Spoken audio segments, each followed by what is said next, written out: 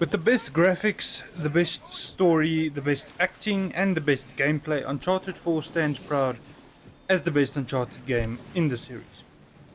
There might be a bit of bias from my side because I finished this game the most out of all the Uncharted games, but putting that aside, I don't think it can be argued that any of the other titles come close to the level of almost perfection that this game has provided. The opening is yet another action-packed scene that Naughty Dog has continuously used in the previous titles, but you are bounced back and forth between three separate timelines that I thought was done well enough that you as the player get drawn into this mysterious narrative and you don't get confused as easily. The opening sequence unfolds in a wonderful way, leading to a very nostalgic moment in the game where you explore Nate's attic and see all the trinkets from the previous games. The story is this time around much more grounded and set in reality, and completely avoids the supernatural slash magical elements present in the previous titles. This is a raw, real life treasure hunting experience for Nate and the team, with a bit of deception thrown in there, which sets in motion everything that we see unfold.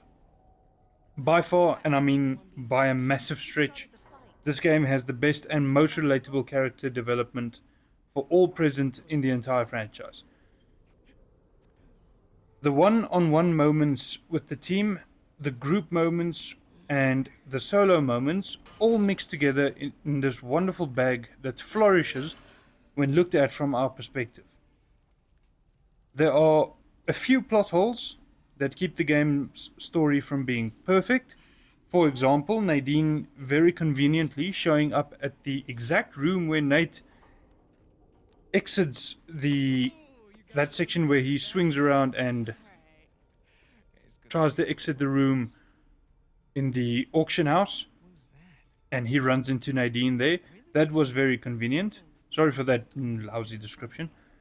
Rafe magically finding a way to track Sam and Sully and Nathan's phones, because it can be done in real life, but how do you do it without ever coming into contact with their phones and then like cloning their phones essentially?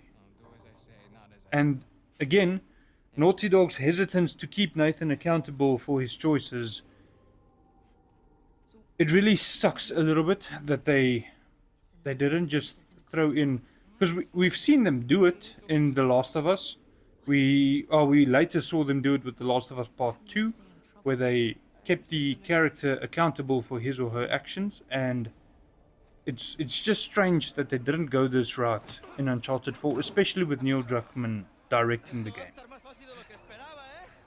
A few more little things like that happened that I noticed while playing, but they were hardly big enough to really make note of, so it's not that big of a deal. But where the story gets it right, it really shines. If it weren't for The Last of Us, this game would be Naughty Dog's opus. The good far outweighs the bad. It has a deeper and more serious moments, but it also has some of the best banter and quirky moments out of all the titles in this series.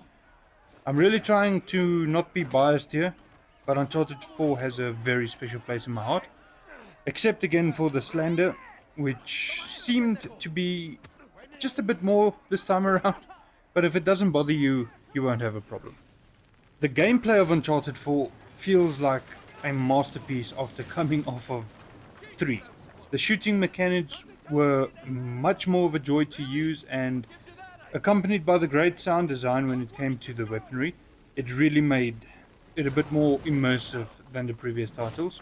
The aiming reticle was much more clear and the enemy movements were much more coordinated, so combat really saw a step up compared to any of the previous Uncharted games. However, the fist fighting was a step down compared to number 3. I really liked the fist fighting in number 3.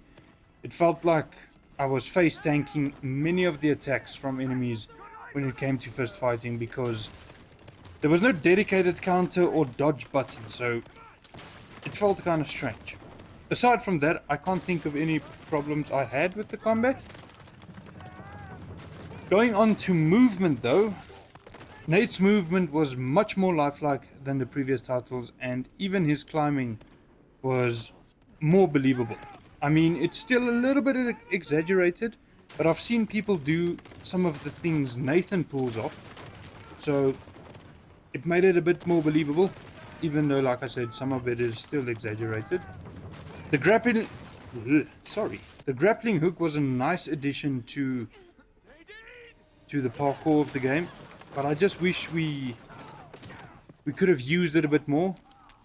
Another example was the little pick thingy you get from a pirate hanging upside down.